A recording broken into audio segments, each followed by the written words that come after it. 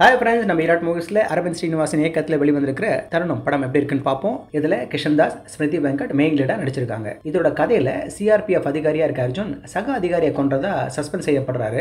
அதுக்கான விசாரணை சென்னையில் நடக்குது. விசாரணை முடிகிற வரை வேற எந்த விதமான பிரச்சனையில் சிக்காமல் இருக்கும்படி அவருக்கு சொல்லப்படுது. இந்த சமயத்தில் மீராவை பார்த்ததும் பிடிச்சு போய் அது நிச்சயம் வரப்போகுது. அப்போ மீராவோட கிச்சனில் அவங்களோட ஃப்ரெண்ட் ரோஹித் இறந்து கிடக்கும்போது எல்லாமே தலைகீழாக மாறுது.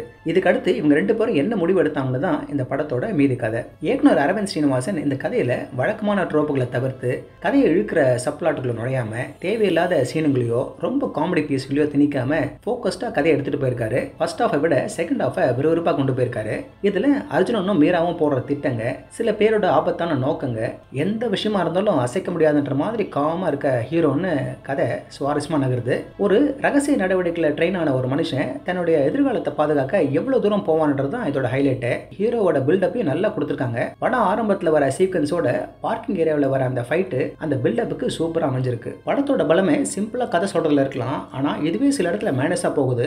முக்கியமாக முதல் 40 நிமிஷங்க ஒரு இலக்கு இல்லாமல் நகரும். இந்த அப்ரோச் த்ரில்லிங்கான அம்சங்களே காலி பண்ணிடுது. அந்த சீனில் இருக்க சிச்சுவேஷனில் நாம இருந்தால் எப்படி பதப்பதப்பாக இருப்போம்னு மனசு நினைக்கும், ஆனால் சீனில் அந்த டென்ஷனே இருக்காது. ஹீரோவாக வர கிஷன்தாஸ் ஒரு கால்குலேட்டிவா மெட்டிகுலஸா நிதானமாக இருக்கிற கேரக்டரை நேர்த்தியாக வெளிப்படுத்திருக்காரு. சில இடங்களில் அந்த பாய்ஸ் லுக் இடிக்குது. மீராவா இவருக்கு பார்ட்னராக வர ஸ்மிருதி வெங்கட் முதல்ல சரியா சப்போர்ட் பண்ணிட்டு அந்த கிரைசிஸ் வரும்போது கதையோட போகாம அப்படியே நிரந்தரமா ஃப்ரீஸ் ஆன மாதிரி இருக்காரு. கடைசி அந்த ட்விஸ்ட் வரும்போது தான் அந்த ஃப்ரீஸே மாறுது. வில்லனா வர ராஜையப்பா சட்லா மிரட்ட நடிப்பை கொடுத்துருக்காரு. இந்த இறுக்கமா போற கதையில பாலசரவணன் தான் கொஞ்சம் ரிலீஃப்.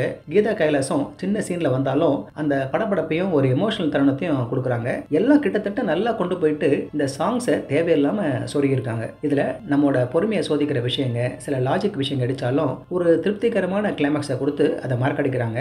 மொத்தத்தில் தருணம் ஒரு எங்கேஜிங்கான கிரிப்பிங் த்ரில்லர். நீங்கள் ஒரு கேரக்டர் சார்ந்த த்ரில்லர் கதைகளை பிடிக்கும்னா தருணம் உங்களுக்கு ஒரு நல்ல வாட்ச் அமையும். ஓகே ஃப்ரெண்ட்ஸ், இதே போல இன்னொரு சுவாரஸ்யமான படமரசத்தோடு சந்திக்கிறேன். இந்த மனசு உங்களுக்கு பிடிச்சிருந்துச்சுன்னா உடனடியாக லைக் பண்ணுங்கள், ஷேர் பண்ணுங்கள். நன்றி.